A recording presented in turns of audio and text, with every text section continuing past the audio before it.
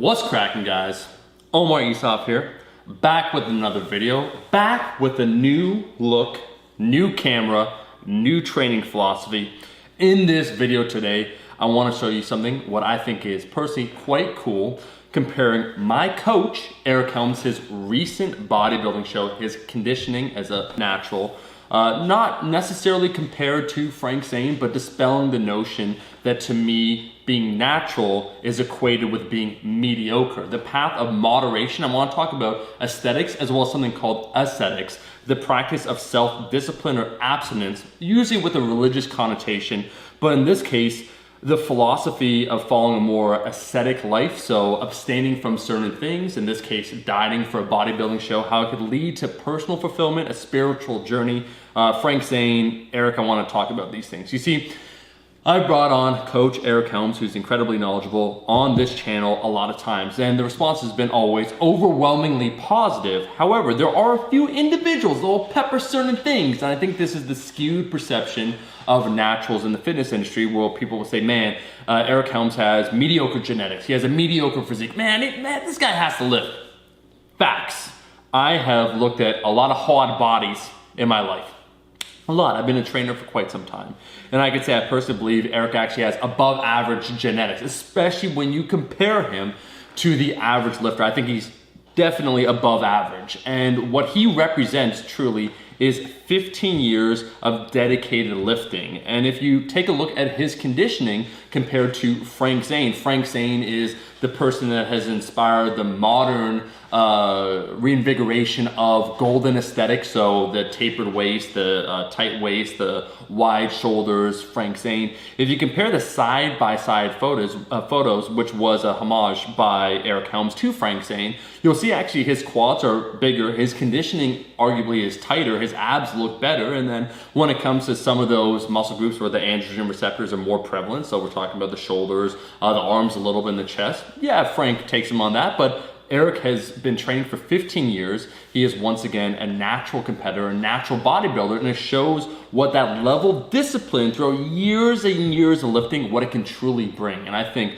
that he brought quite an impressive physique. And anyone out there right now watching this video, if they attained anything remotely close to that, they'd be satisfied with it. So first, I think it dispels the notion that being natural automatically is equated with being mediocre. The path of moderation, so choosing not to use performance-enhancing drugs, does not automatically equate with one being mediocre. And in fact, if you take a look at these two gentlemen, they both have the same level of discipline. The difference is genetics and, once again, performance-enhancing drugs. But I think both routes are viable, and I'm glad Eric's making the case by representing himself, bodybuilding, natural bodybuilding, what he brings to the table. But I also want to talk about something else, and that's what I think a lot of people miss when it comes to lifting in general, and that is the aesthetic side. And so Frank Zane's a really good example, and I think I know why Eric chose Frank Zane, is because he believed that lifting carried applications outside of just the gym. So your personal discipline, self-control, drive, motivation, hopefully all these things we learn in the gym, right? Choosing not to surrender, choosing to do more repetitions, to fight through the pain,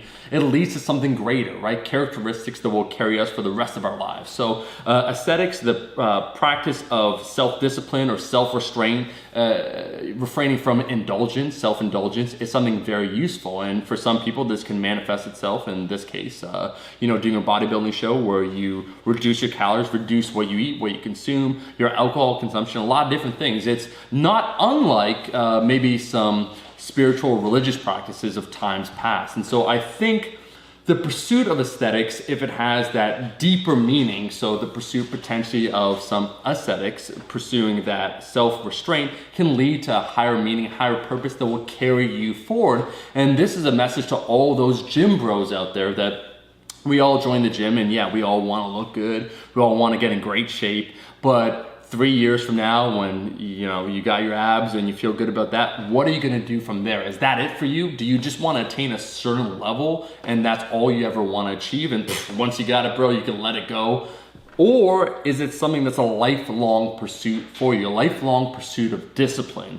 And so I think this transformation is very important for multiple reasons. One, echoing things Frank wrote about, Zane wrote about archery, wrote about meditation, wrote about essentially a lifestyle, a mindset that he followed. And to see Eric once again talking about similar things, what bodybuilding has done for him, I think it's very important because, to be frank, as someone who likes lifting moderately heavy objects, when I took a look at bodybuilding growing up and I would see these individuals, it was always a sport that seemed one of excess, right? Of overindulgence, things to the max. And we saw those X-frame physiques, we saw those bubble guts as they call it, those GH guts.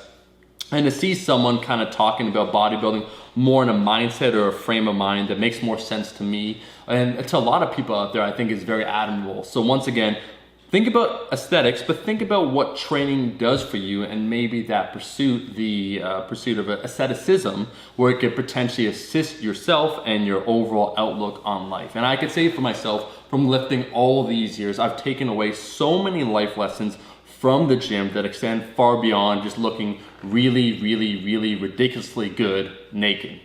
Anyways, that's all the time we have in this video today. Thank you so much for watching this video. I'm in a new city right now, band on the run. Thank you so much for liking the video. New content every damn day with this new camera. I don't even want to tell them, Severin, how many bottles of creatine I had to sell to minors in order to buy this camera, but it was a lot.